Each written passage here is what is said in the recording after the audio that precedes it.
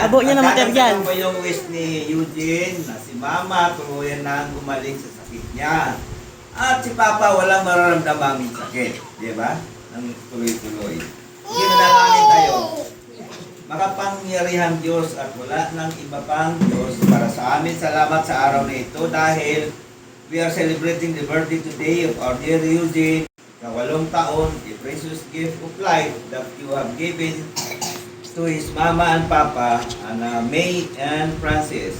Patnubayan mo ang buhay ni Eugene, O Diyos, na magiging matakutin sa inyo, masunurin sa mga magulang at maging kaaya-aya sa kanyang mga kamag-anak at mga kaibigan. Ilagay mo sa wasto ang kanyang buhay hanggang makatapos sa kanyang pag-aaral at magiging suportado siya sa kanyang mga magulang sa darating na panahon.